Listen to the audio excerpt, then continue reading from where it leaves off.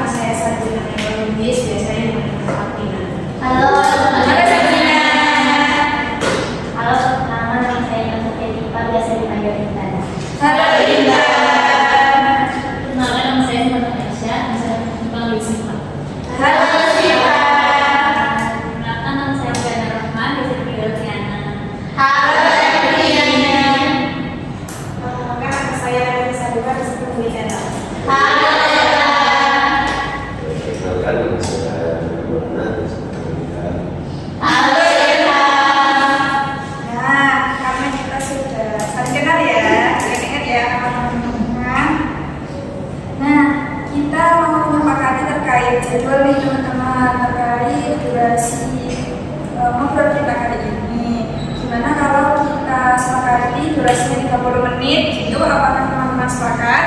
Sepakat. Oke. Nah, selain itu di sini ibu punya kontrak perjanjian di mana kita nanti setelah sharing gitu kan, setelah keluar dari ruangan ini kita bisa saling menjaga cerita dan tidak menyebarkan ke orang lain. Saya bagikan satu-satu ya.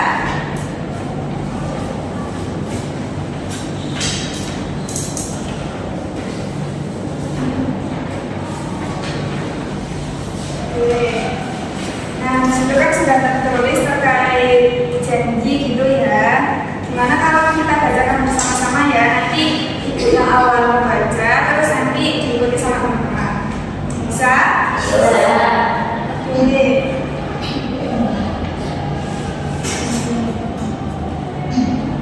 Yang oke, bisa dilihat ya, bisa diikuti. Kami berjanji satu akan menjaga rahasia semua hal yang dibicarakan dalam kelompok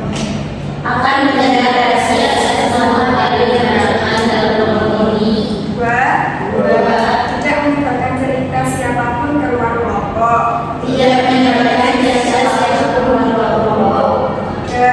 Tiga, saling menghargai dan tidak menghakimi agar kelompok ini jadi tempat yang aman dan nyaman untuk semua.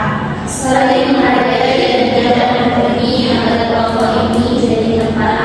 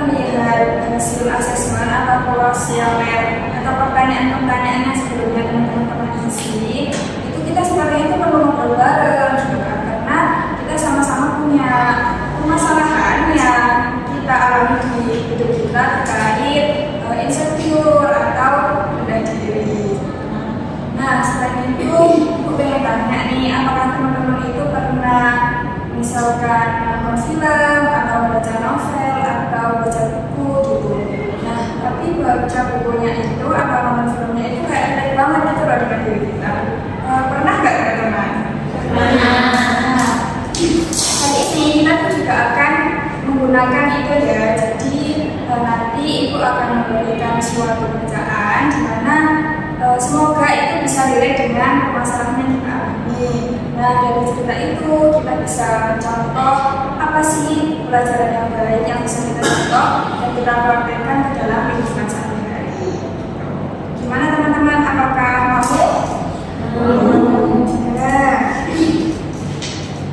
tentunya dengan kita bisa contoh dari apa yang kita baca itu bisa menjadikan hidup kita lebih baik ya. Nah, terkait permasalahan yang sedang kita alami ini, sebenarnya ibu juga pernah loh merasakan seperti itu. Kalau teman-teman tahu ya, ibu kan juga pernah sekolah ya dulu pas muda. Nah, tentunya juga nggak secanggih saat ini kan, sekarang kan sudah modern. Nah, dulu juga sekolah ibu itu banyak kekurangannya, kayak misalkan pas berangkat sekolah itu jauh, nggak kayak sekarang yang mudah ditempuh dengan misalkan diantar orang tua, gitu kan. Nah, terus juga fasilitasnya juga nggak seenak saat ini, gitu kan. Sekarang sudah ada ruang kelas, terus ada kursi, gitu kan. Jadi itu nggak seenak saat ini. Jadinya juga ibu pernah merasakan kayak rasa-rasa kayak ibu kok sekolah gini banget ya, kok susah, padahal kan pengen belajar kan bikin pinter gitu. Kenapa kok kayak gak dipermudah gitu jalannya? Nah, dari sini ibu tuh pengen dengar dari teman-teman apa sih permasalahan yang dialami. Mungkin siapa nih yang mau berbagi cerita dulu, nanti semuanya bakal bagi kesempatan kok bercerita. Ada yang mau duluan ceritanya?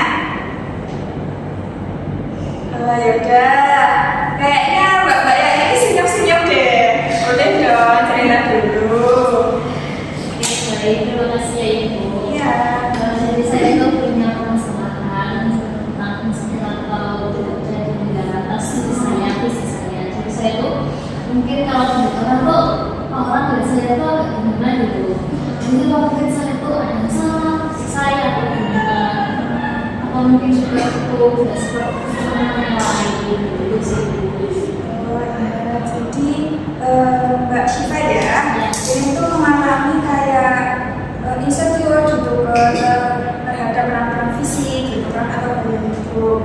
Kalau boleh tahu apa sih yang membuat atau perbandingannya? Emang Mbak Syifa itu melihat orang lain itu kayak gimana? Terus perbandingannya Mbak Syifa itu gimana? Boleh cerita? Nah, mungkin kalau diri saya itu mungkin saya tuh biasa saja gitu ya. Terus yang lain mungkin standar lah ya, seperti mungkin ya kalau sesama perempuan kita mungkin ada yang cantik gitu. Terus saya kayak merasa saya tuh kurang gitu, kayak kurang cantik seperti yang kayak gitu. Oh ya, oke itu dari permasalahan yang Mbak Syifa ya. Atau ada dari teman-teman yang mau bercerita? Boleh, siapa mau? Yang ini mau? Ya boleh. Jadi saya itu insecure karena kayak kan saya dari bagian orang mampu gitu. Terus kan teman-teman saya itu kayak ada ya hidup itu kayak enak-enak gitu. Nah, saya tuh merasa kayak ya insecure terhadap ekonomi warga seperti itu. Berarti kayak dari fokus ke segi ekonominya ya. Sama dari yang lain apa mau boleh cerita lagi? Siapa yang mau? Mungkin saya bisa Iya. Ya boleh. saya itu agak insecure karena dalam kelas saya ini entah kenapa mereka yang bisa dikatakan itu siswa-siswa yang unggul, siswa-siswa yang pintar berprestasi, sedangkan saya itu ya biasa aja dan bisa dikatakan kayak cenderung mungkin bisa dikatakan memang sudah sering seperti itu. Cuma saya tetap punya kesadaran diri, inisiatif gimana sih aku akan bisa setara dengan mereka, gimana sih biar dulu lagi terus.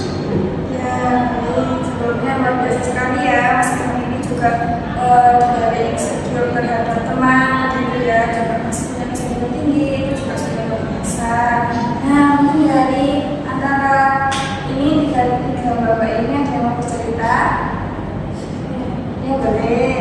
Jadi sama seperti teman-teman yang lain, saya ini memiliki experience yang dimana saya merasa kalau saya nggak akan punya masa depan yang sangat baik. Karena pertama, saya ini kan tinggalnya di kampung ya, di rumah itu yang dimana memang bisa dibilang kayak pelosok gitu kan. Nah, saya juga kan kalau misalnya berangkat dari sekolah itu benar-benar jauh gitu kan, butuh banyak waktu gitu. Nah, sedangkan experience yang saya rasakan itu karena saya tinggal di kampung, jadi kan kebanyakan orang-orang itu tidak sekolah. Jadi kayak ya udah mereka kerjaannya tani, buat ini ya dengan alam dan sebagainya. Nah, saya ini punya cita-cita yang tinggi, cuma karena keadaan lingkungan yang tidak mendukung, sehingga membuat saya itu, saya juga hampir mikir kalau misalnya saya sekolah ini sama ini tuh kayak sia-sia gitu, kayak ya udah gitu. Sudah? Oke, berarti yang dialami Mbak Sabrina ya, yaitu insecure terhadap masa depan yang cerah gitu. Karena kayak tidak punya kepastian gitu ya, apalagi nggak ada pendidikan yang mendukung. Jadi dari dua bapak ini ada yang mau cerita? Oke, sebentar. Jadi sebenarnya saya tuh merasa insecure juga ya di sekolah-sekolah lain, dan di fasilitasi itu kayak lebih modern, lebih sempurna daripada sekolahnya saya. Jadi di sekolahnya yang saya lihat di sekolah-sekolah lain itu punya fasilitas yang oke, kayak meja sama kursi yang masih bagus. Terus sepertinya saya tuh kayak nggak lagi dipakai. Jadinya saya tuh ngerasa insecure aja. Soalnya udah beda sama sekolahnya saya di sekolah yang lain. Jadi Mbak ini ngerasa insecure terhadap fasilitas sekolah yang terbatas gitu ya. Oke, boleh Mbak ini bercerita. Jadi ini yang tantangan dalam baik saya, tapi saya tidak terhadap teman-teman saya saat di depan sama atau sebenarnya misalnya saya presentasi, saya kayak mikirnya nanti mereka tuh kayak gimana ya, kita paham sama orang ngomong gitu. Ya, jadi Mbak Ika bilang merasa insecure terhadap gimana sih kok caranya orang itu bisa ngomong di depan umum gitu kan. Oke, saya memahami apa yang dirasakan teman-teman semua. Nah, biar kita sama-sama belajar gitu kan. Di sini ibu punya cerita seru banget gitu kan. Semoga dari cerita ini gitu kan bisa membuka cara pandang kita gitu kan terhadap insecure ini. Nah, di sini ibu akan mengirimkan ya lewat WA aja karena kita sudah punya grup WA. Jadi ibu kirim ya ceritanya. Sudah terkirim ya. Nah, dari situ nanti teman-teman bisa baca, bisa dipahami.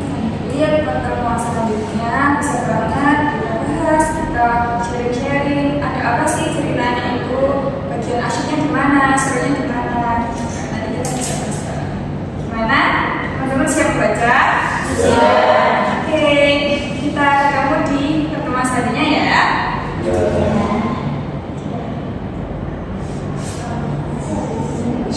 Oke teman-teman, saya tutup dulu ya. Wassalamualaikum warahmatullahi wabarakatuh. Waalaikumsalam warahmatullahi wabarakatuh. Makasih ya Bu. Ya.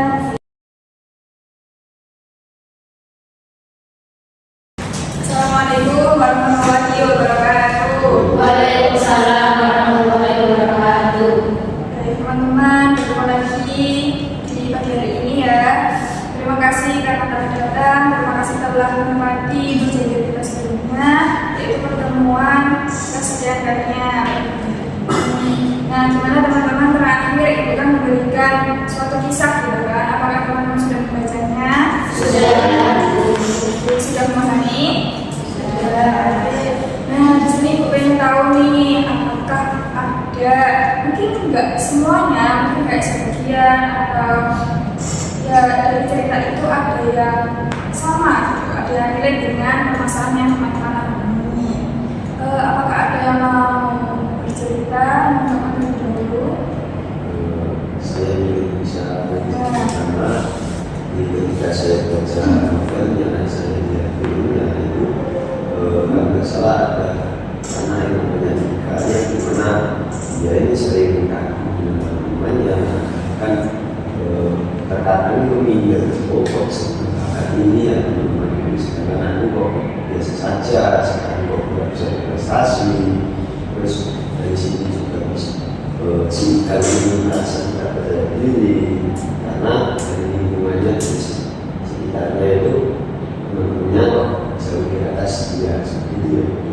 Oke, berarti Mas Ilham kami sudah bisa menemukan gitu kan cerita yang sesuai dengan masalah kita ini. Nah, ini Mas Ilham terkait sini ada namanya Ika gitu kan ya, yang dia itu peka gitu kan terhadap perasaan dan semangat menulisnya. Jadi di sini itu dia juga punya potensi gitu kan, dibalik dia merasa kayak iri atau merasa rendah diri terhadap teman-temannya yang begitu berprestasi gitu kan. Di sini kita juga bisa mencontoh bahwasanya kita ini juga punya kelebihan, punya kekurangan, tapi kelebihan orang lain itu juga harus kita miliki. Jadi kita itu juga dilahirkan punya kesempurnaan dan keistimewaan tersendiri. Jadi kita tidak perlu merasa rendah diri, tidak perlu merasa malu karena kita punya kok keindahan tersendiri, kita punya kok khas spesial yang kita miliki, dan itu bisa menjadikan kita itu bisa juga menjadi orang yang berprestasi juga loh. Cuma mungkin bidangnya nggak harus sama. Jadi Mas Ilham juga bisa terus percaya diri terhadap apa sih yang dimiliki Mas Ilham, terus asal potensi saja. Jadi yang Mas Ilham. Terima kasih Bu atas saya sudah. Iya, terima kasih. Nah, dari teman-teman yang lain, apakah mau menceritakan dari cerita Sekolah ini? Ya, boleh. Nah, jadi di cerita Sekolah ini saya menemukan tokoh yang namanya Lintang. Jadi dia itu kan seorang anak yang miskin. Nah, dia itu untuk pergi ke sekolah itu harus menempuh perjalanan yang jauh dari budaya. Nah, selain itu juga dia itu juga membantu ayahnya untuk mereka seperti itu. Nah, itu kayak sama seperti saya kayak kalau pergi ke sekolah saya itu jalan kaki kan, saya juga punya teman-teman itu ada naik motor dulu. Terima kasih ya, karena sudah menemukan sini ada nama bintang gitu ya, yang menempuh jarak puluhan kilometer untuk menuju ke sekolahnya. Nah, tetapi teman-teman perlu kita ketahui bahwasanya keterbatasan yang kita alami, keterbatasan yang kita punya itu akan menjadi hal yang membuat kita berhenti untuk terus semangat belajar, untuk terus berusaha, terus sungguh-sungguh mencari ilmu. Justru dari keterbatasan itu kita bisa loh menjadi luar biasa. Bukankah dari keterbatasan itu kita banyak belajar lagi, gitu kan? Teman-teman tidak tahu rasanya menempuh jarak yang jauh gimana. Belum tentu mereka sekuat kita, gitu kan? Sekuat kita yang bisa menempuh jarak yang jauh, gitu kan? Jadi justru keterbatasan itu bisa membuat kita lebih luar biasa dibandingkan teman-teman yang tidak punya istilah yang sama. Nah, jadi Mbak Devi di sini justru merasa bangga, merasa luar biasa karena punya keistimewaan itu tadi. Ya. Terima kasih. Ya. Baik, dari teman-teman yang lain, apakah ada yang mau ceritakan?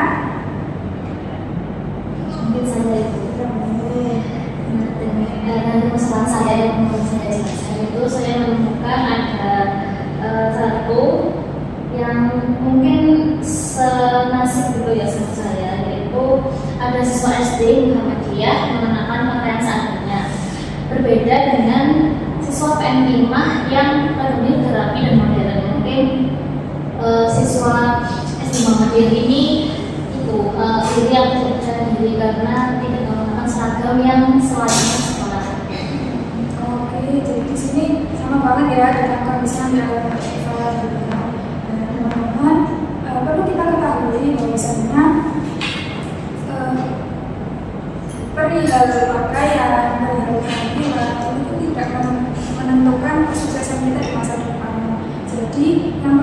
perbaiki atau yang perlu kita perhatikan adalah bagaimana sih sikap kita dan usaha kita untuk terus belajar, untuk terus mencari ilmu, karena ilmu itu juga bisa membuat kita itu menjadi tahu sih gimana sih hidup yang benar itu gimana, bukan fokus ke bagaimana penampilan, bagaimana kepada yang benar. Jadi Mbak Syifa di sini nggak usah kayak ribet atau terlalu memikirkan penampilan atau bagaimana pemakaiannya. Kita cukup fokus ke usaha kita, bagaimana sikap kita, terus mengimprove atau terus meningkatkan skill yang kita punya, gitu ya. Terima kasih. Iya, terima kasih kembali. Dari Bapak yang lain ada yang mau cerita? Ya boleh. Jadi setelah masih cerita tadi ada part dimana ini sama teman saya dan masih pelaku itu dimana ada beberapa anak kumpul, mereka itu merasa kalau masa depan mereka itu suka sama halnya sama cerita masalah yang mana saya ceritakan. Dan kebetulan juga mereka ini tinggal di kampung kecil jadi apa ya, bisa dibilang lingkungan mereka itu juga sama halnya seperti saya. Jadi mereka juga merasa kalau masa depan mereka itu tidak cerah suram gitu. Jadi kayak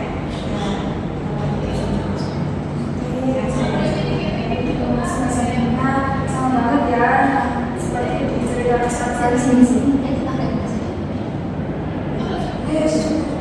Nah, jadi di sini itu dimana dari cerita Laskar Pelangi itu bahwasanya mimpi itu gratis ya, dan bisa loh dijadikan masa depan yang cerah, masa depan yang berhasil, itu tuh bisa dijadikan yang dengan usaha bersungguh-sungguh. Nah, dari yang lain ada yang mau bercerita?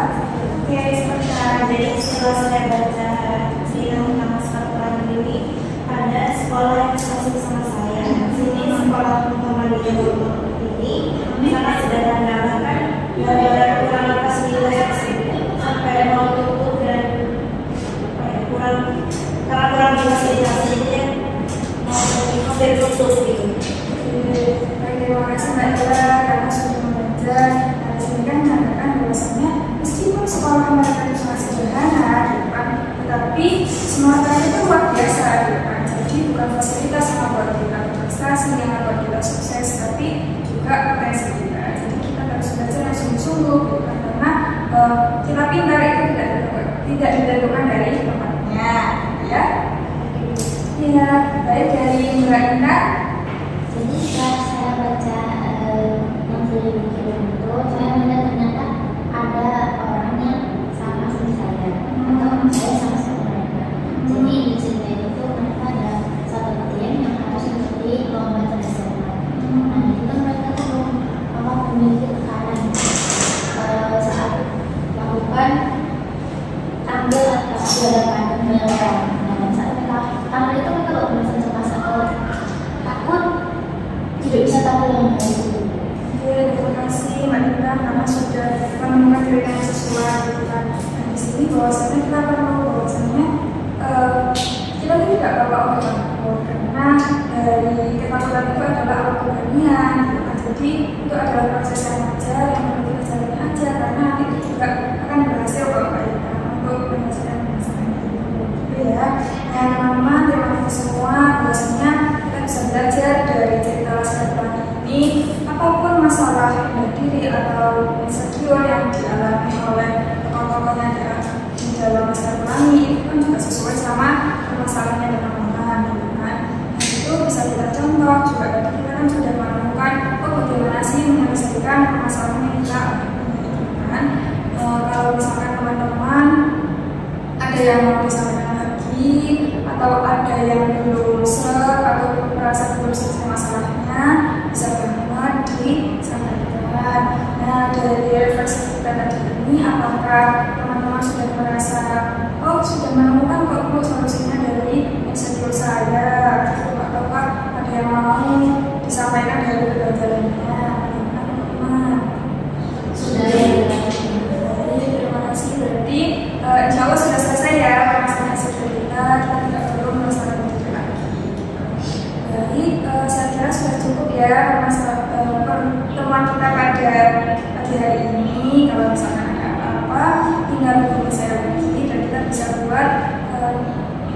kejadian gitu.